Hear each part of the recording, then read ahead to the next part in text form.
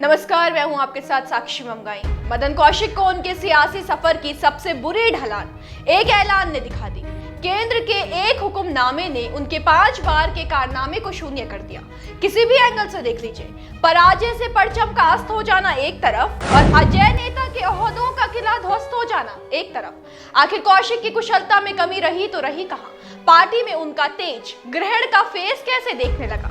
सियासी हलकों में इन खबरों का उड़ना कि समीकरण साधने के लिए भाजपा के प्रदेश अध्यक्ष नहीं बदले गए हैं, बल्कि प्रदेश अध्यक्ष को दागने के लिए समीकरणों के हवाले दिए जा रहे हैं, इसमें कितनी सच्चाई है? वक्त है कि प्रदेश के साथ तमाम सवालों पर निगाह घुमा ली जाए।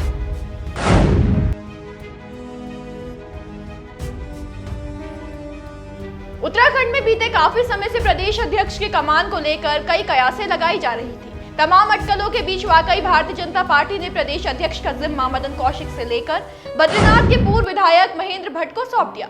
बीजेपी के राष्ट्रीय महासचिव अरुण सिंह ने महेंद्र भट्ट को उत्तराखंड बीजेपी का अध्यक्ष बनाने का लेटर जारी किया है। पत्र में लिखा है, भारतीय जनता पार्टी के राष्ट्रीय अध्यक्ष जगत प्रकाश नड्डा ने महेंद्र भट्ट को उत्तराखंड भारतीय जनता पार्टी का प्रदेश अध्यक्ष नियुक्त किया है। जिन्हें नहीं पता उन्हें बता दें कि महेंद्र भट्ट 2 बार के बद्रीनाथ विधानसभा सीट से विधायक रह चुके हैं। हालांकि भट्ट 2022 विधानसभा चुनावों में कांग्रेस के राजेंद्र भंडारी से 2047 मतों से पराजित हुए थे। तो अब स्वाभाविक सा सवाल जो जहन में उठेगा वो ये है कि 2 बार के पूर्व विधायक को 5 बार के विजय विधायक के सामने पद के लिए योग्य क्यों माना गया? चलिए ये भी जान लेते हैं।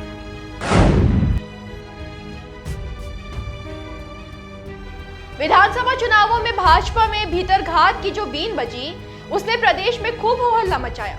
भारतीय जनता पार्टी ने खुद के प्रत्याशियों ने अपनी ही पार्टी के लोगों पर उन्हें हराने के आरोप मढ़े। इस पूरे मामले में मदन कौशिक का नाम कई बार उछला, बल्कि अगर आपको याद होगा तो दल के पूर्व विधायक संजय गुप्ता, उन्होंने तो सीधा सीधा कौशिक को गद्दार ठहरा दिया था। उनके मुताबिक अध्यक्ष मदन कौशिक ने उनको हराने के लिए बहुजन समाज पार्टी के उम्मीदवार का समर्थन किया था। इतना ही नहीं, रह रहकर कौशिक को लेकर पार्टी में कलह कई बार उपजी, बल्कि सीएम की खटीमा सीट से भी उनके तार जोड़े जाने लगे थे। इस सबको देखते हुए यूपी मदन कौशिक की छवि को पहले ही बड़ा नुकसान झेलना पड़ा।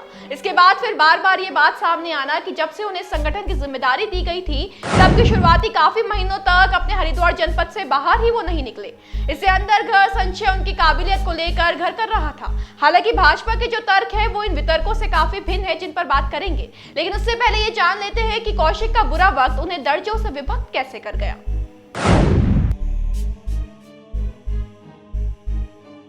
भाजपा के मदन कौशिक का सिर्फ अनुभव नहीं बोलता, बल्कि जीत का उनका इतिहास वो बेहद खास है। उत्तराखंड की राजनीति में हरिद्वार को भारी माना जाता है, लेकिन 2002 में पहला विधानसभा चुनाव जब आयोजित किया गया था, तब मदन कौशिक ने हरिद्वार सीट से बीजेपी के टिकट पर चुनाव लड़ा था, जिसमें वो जीत दर्ज कर पहली बार विधानसभा पहुंचे।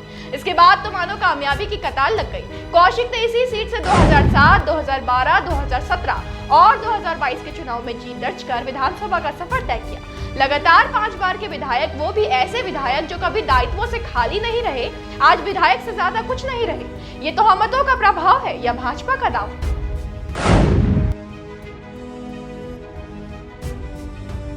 2007 से 2012 तक पूर्व मुख्यमंत्री बीसी खंडूरी और रमेश पोखरियाल निशंक की सरकार में विद्यालय शिक्षा, गन्ना विकास, चीनी उद्योग, आबकारी, नगर विकास, पर्यटन, संस्कृति समेत कई विभागों के कैबिनेट मंत्री रहे हैं मदन कौशिक।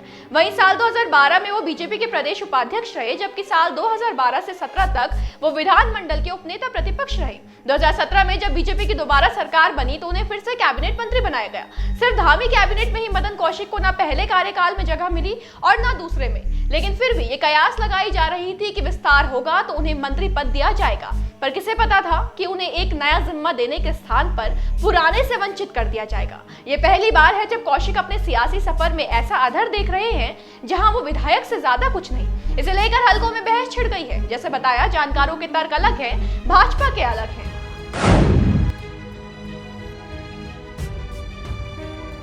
देखिए, जानकार मानते हैं कि समीकरण की यानी इक्वेशन की कोटेशन को सहारा बनाकर बीजेपी पार्टी के इतने बड़े बदलाव को जनता के बीच उतारना चाहती है, लेकिन सत्य का औचित्य तब समझना मुश्किल हो जाता है जब एक ही समय पर दूसरी बात ये निकल कर आई हो कि 2024 के लोकसभा चुनावों के दृष्टिगत ये परिवर्तन किया गया है। कहा जा रहा है कि पार्टी लगातार तीसरी बार 5 सीटों पर जीत हासिल करने की रणनीति पर चल रही है।